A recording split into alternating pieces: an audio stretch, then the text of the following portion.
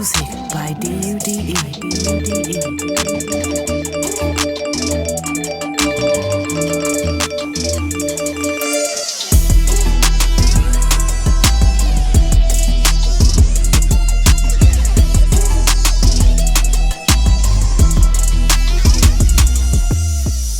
What's up, everybody? Welcome. We live. We made it, y'all. First episode of the I Ain't Lying Sports Podcast. We here. Shout out to Carlton J Productions. Got my light and everything set up for me. Make sure y'all tap into the comment too on YouTube.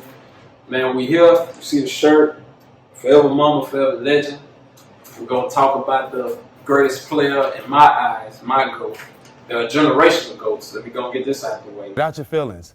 Everybody who grow up on that person, that's who their GOAT is. You know, we got Mike, we got Kobe, LeBron for the younger generation. Hell, some people gonna say Steph is the greatest. But I just want to tap in and tell everybody about my favorite player, my GOAT, Kobe Bryant. Born August 23rd, 1978. So we're gonna dive right into it, man. A lot of the debates, a lot of the questions, it come with, you know, the what ifs, or why was this, why is that? But we're gonna talk about it. 1996 NBA draft. Kobe was drafted by the Charlotte Hornets, number 13. Now picture you being 17 years old. Your parents have to sign your NBA contract, and the owner of the team that drafts you tells you that they have no use for you. That's not motivation. I don't know what it is. So from that point, Kobe already knew because of the representation that he was going to the Lakers. Who wouldn't want to go? Like Divac got traded, set everything up. Shaq came that summer. Shaq was in the league prior since '92, so you know they had something they was building on. Jenny Buss said on the episode of All the Smoke, shout out to Stack, Matt Barnes. Stack, I appreciate the love you showed me on IG too, bro. Much appreciated for the encouragement. They said that they were not going to start Kobe. It was times where he would sit out 7 straight games and only play like the last 20 seconds. You know, the garbage time is what we call it. You know, if you're a hooper, you already know about the garbage time. And she said it on the episode. They agreed they wasn't going to play him. While you got the other 1996 draft class, AI, Sharif Abdul-Rahim, Steve Nash, Stephon Marbury, you know, people like that, Ray Allen, they tearing the league up, playing 30 to 37 minutes in the league. So that was motivation for the Mamba, man. He was the first guard to come out of high school, straight to the NBA. That's props, kudos, shouts out. And his favorite player was Michael Jordan. Who else? Everybody's favorite player was Mike. That's why I say growing up, I was born in '87. So when Mike started winning, let's say 91, between 91 and 98, I was in the age of 4. So I kind of, you know, can remember how it was when Mike was playing. But like I say, Kobe was my GOAT. 1996, I remember him in high school. It was all over ESPN, Lower Merion, High School out of Philadelphia. He spent most of his years, pretty much all his years, growing up overseas in Italy, where his dad played CBA ball. So, you know, Jordan had his nickname, the Black Cat. That Black Cat. And Don to him by Reggie Miller because he used to always beat the Pacers in the playoffs. All that. Shout out to Reggie. So Kobe came. It was 97, 98 season because Kobe didn't even start his first year. You know, he wasn't like Jordan, LeBron, all these other greats that started. And he still, at the time when he retired, he was the number 3 player in scoring. So could you imagine what he would have been if he would have came out the gates as a starter? We'll say that for later on. So Jordan was nicknamed the Black Cat. They used to call Kobe, after 2 games he played against Mike once he did start in the 97-98 season, they called him the Caramel Cat. Reason being, Jordan had 36 points one game, Kobe had 33. Jordan had 31 points the other game they played, Kobe had 20. So he mimicked Mike. He was voted for the starter in the All-Star game, did his thing in that, you know, asking questions on how you can tell a defender when you're in the post backing up, get your legs together, all that good stuff. Yeah, I still got my notes with me. Just want to hit you with a few points to let you know that I ain't lying. Topic of the sports podcast. That's what we do. Oh, okay. I see what you did there. And so from that point, they took off. Kobe took off in the 11 games that they played. Kobe was 7-4 against Michael Jordan. He outscored him 253 points to 222. In that matchups, it was 5-3 regular season, 2-1 for the All-Star games. So I just feel like if Kobe I mean, if Mike is the original GOAT, then Kobe is the remix. Now tell me if I'm wrong. How many times has the remix of a song been better than the original? I'll let y'all answer that. We're gonna wait on that one. So it's just like as we say in my fraternity, music is universal language. You can also correlate that to basketball, i.e. Kobe taking Brandon to his senior prom. That's another thing. You know, it's like, oh, he's cocky, he's this, he's that. But at the same time, he's just a player hungry to prove himself, like most young guys are in the NBA. So after we do that, we go back to a game that really changed I'm gonna say the mindset or demeanor of Kobe. You know, we can go back to May 12, 1997, Game 5, Western Conference semifinals. And if you know basketball, then you know where I'm going with it. Kobe shot 4 air balls in a pivotal game, Game 5 against the Utah Jazz, where they could have kept the series going, and therefore the Jazz went on to play the Bulls in 97-98 finals. So from that point forward, Kobe said once he landed back in LA, got off the plane, went to the local high school gym, gave the janitor a little change, you know what I'm saying? Hey, he was in the gym all night from the time they landed till 6, 7 in the morning. So imagine yourself at work or whatever you love to do from 8 p.m. to 6 or 7 a.m. A lot of us don't even have that determination and will to do that with stuff that we love to do. We can do it on a video game, you know what I mean? We can watch movies or binge watch Netflix, as people do now, or like they like to say, that type of deal. So back in 1997, West Conference semifinals, that's what really changed Kobe's not only mentality, but the direction that he knew to go. That's what the Beat LA chants originally started, you know what I'm saying, that you heard in the Celtics series. And anytime somebody played the Lakers and we on the road, they chant Beat LA. Started in 1997 in Utah. So he already knew the workouts had to change. You shooting 4 air balls, what is that? Strength. You gotta go to the gym, you gotta get stronger. Legs, you gotta get stronger. Your mind, mentally, you gotta get stronger. Because a lot of guys, they would have shot 2 air balls, they would have quit. They would have said, you know, sub, I ain't got it. Kobe shot 4. So that lets you know that he wasn't afraid of the moment, not afraid to be great, to be that leader. And then how life comes back full circle. The same team he shot 4 air balls against, he ended up ending his career against with 60 points. See what I'm saying? He had a bad taste in his mouth with Utah from that point forward. He beat them in 3 playoff series after that, 08, 09, and 2010. So, boom, we get past the air balls. Where we go now? Kobe's a starter. 99, 2000, here come Phil Jackson. So now we got something going. Nick Van Exel gone, Eddie Jones gone, Cedric Ceballos, all them guys gone. We got Rick Fox, you know, we got Robert Ory. We got some dogs now. So bam, him and Shaq, they needed each other. Regardless of what you hear or what they say about the feud and all that, who not gonna feud? You know what I'm saying? Scotty and Mike got into it all the time. So when you got 2 great players, 2 alpha males that's dominant, it's gonna be a feud. You see what I'm saying? But they needed each other though. They won 3 rings together. Shaq was in the league since '92. He went to the finals with Penny. Penny Hardaway at the time was one of the second, or if not top 3 shooting guards in the league behind Mike and some other players, you know, but they got swept when they went to the finals. He went to the finals with Kobe. They won 3 out of 4. 04 Pistons team was just a different breed.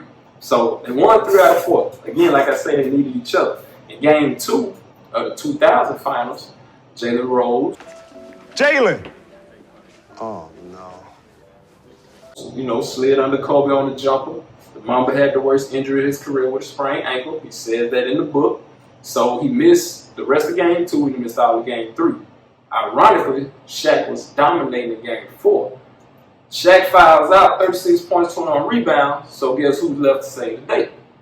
The youngster. Shaq nicknamed him Showboat. So Showboat came in, hit 3 critical jumpers, played defense, and also made a crucial tip in to win the game. Therefore, they went on to win 3 straight. 2 of the most, top 2 dynamic duo. I'm going to give them 1. Yeah, people going to say Mike and Scotty was the best duo, but when you got a big as dominant as Shaq and then you have a guard as dominant as Kobe, that's unstoppable. That's like saying Wilt Chamberlain and Michael Jordan played together. that'll be the most dominant duo ever. So man, you know, the feuds was going on, and the '04 season, that's when the media got involved, and they ran up against Detroit. But a lot of people failed to realize at the time Kobe was going through a feud himself. That's when the allegations about, you know, the rape charges and all that was happening with the alleged victim in Colorado.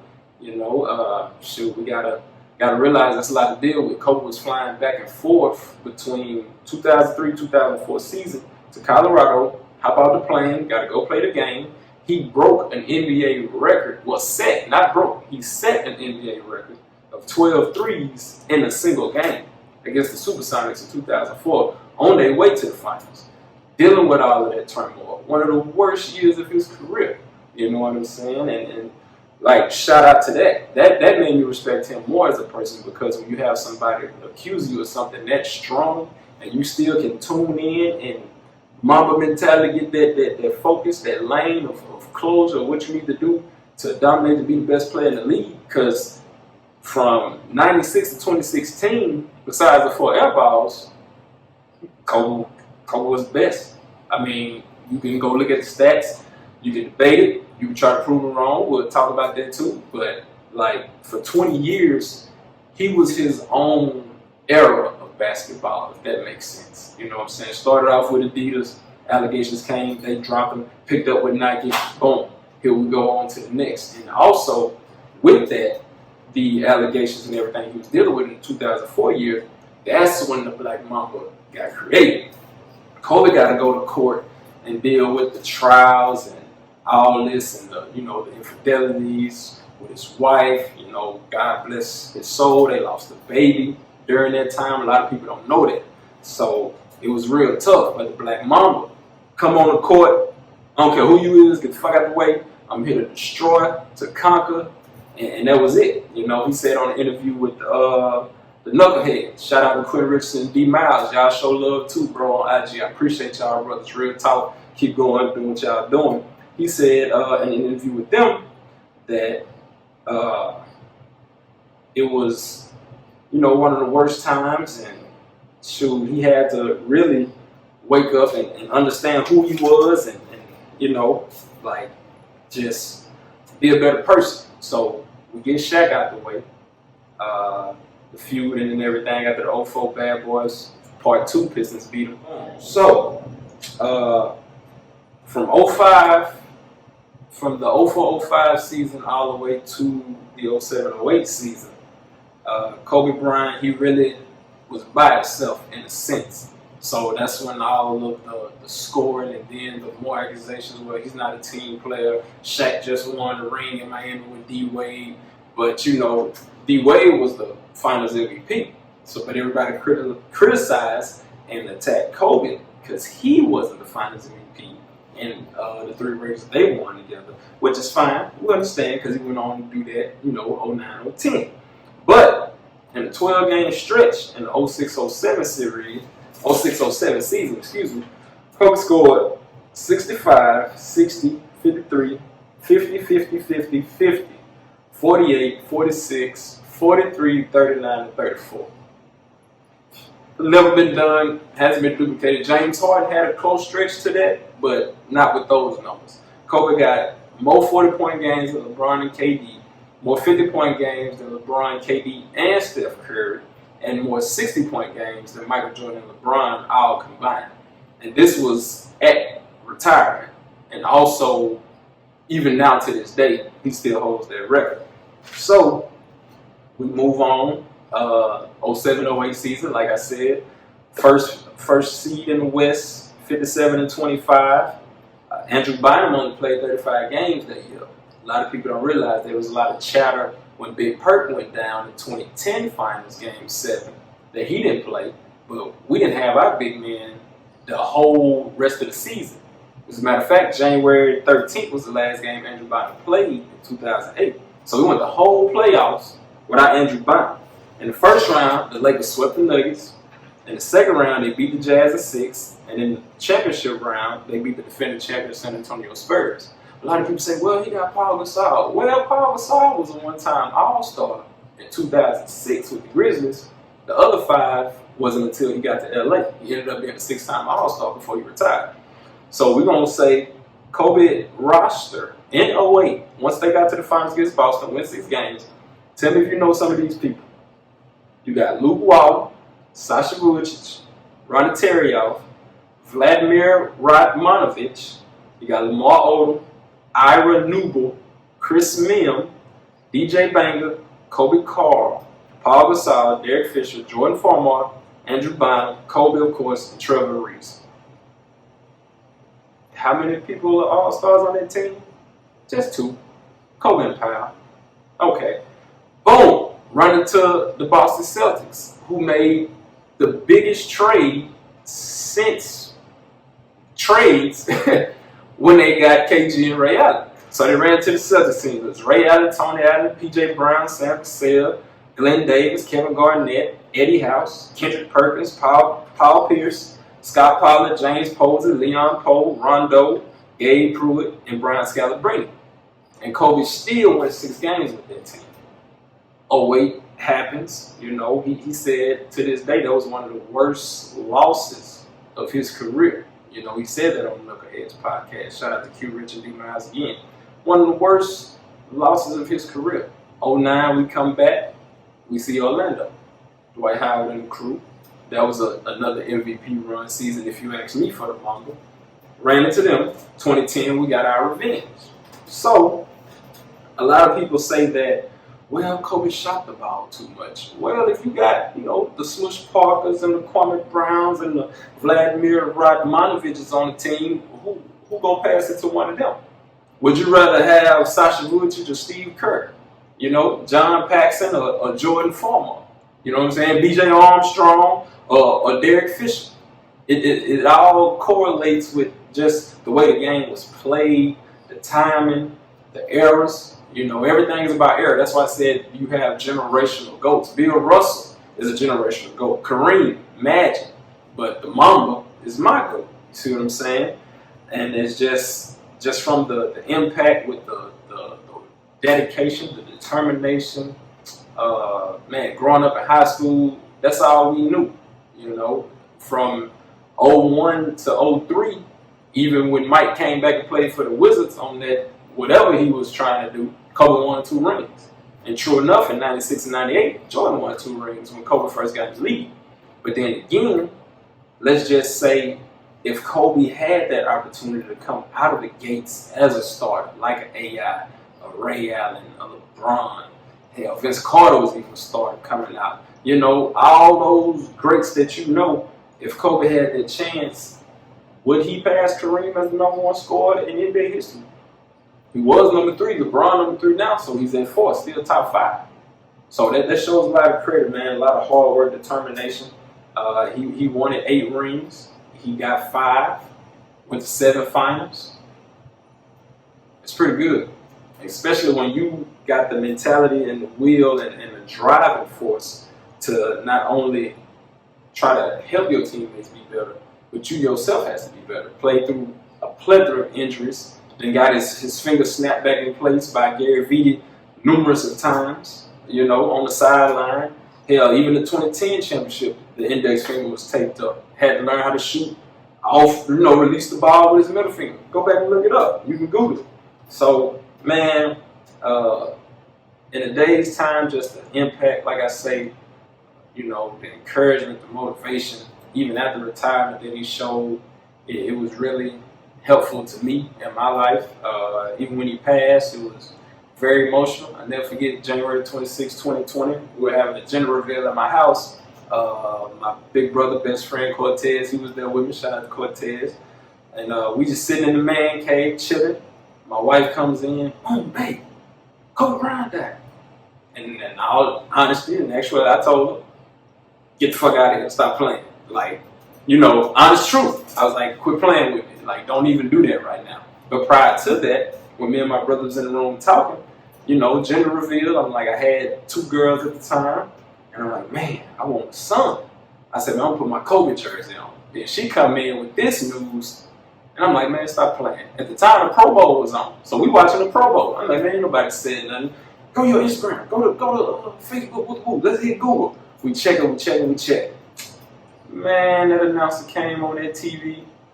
Oh, it's with heartbreaking news. Breaking news in this Sunday afternoon. Five-time NBA champion, former league MVP Kobe Bryant died earlier this afternoon in Los Angeles in a helicopter crash. News reports are just coming in among... I just broke down. Like, literally broke down. I had other friends that was there, other people, family members who've never seen me cry before in their life. And I'm 33.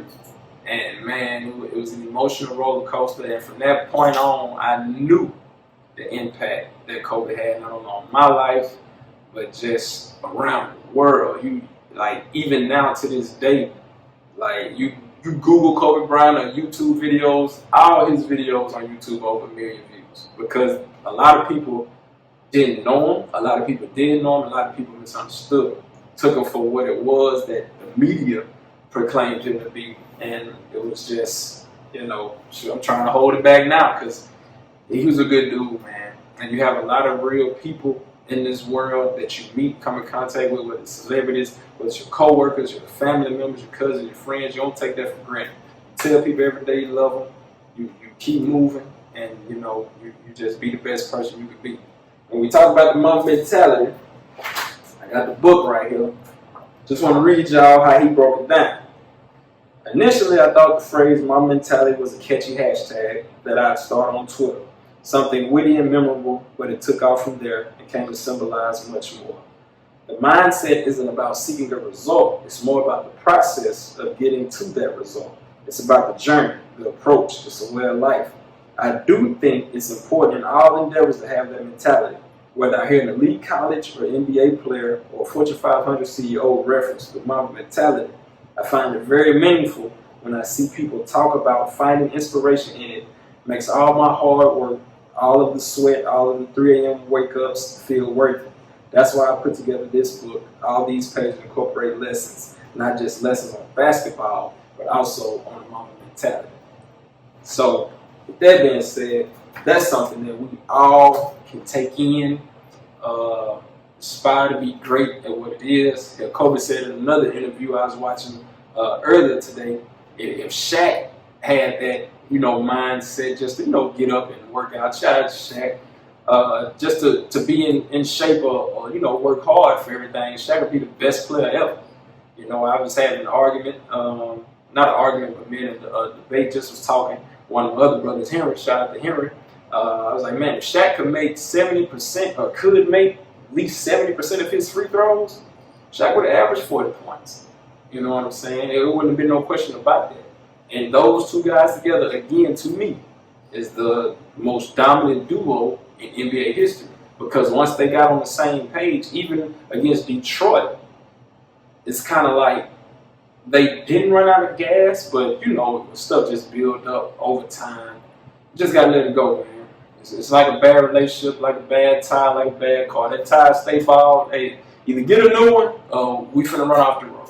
You know what I mean? But I just wanted to leave that with y'all, man. I'm excited. Like I say, it's the first episode of many. Shout out to everybody who supported, as you see in the intro. Shout out to all the celebrities on Instagram who's viewed my stories that I tagged y'all in. The followers on Facebook. If you haven't followed, follow now.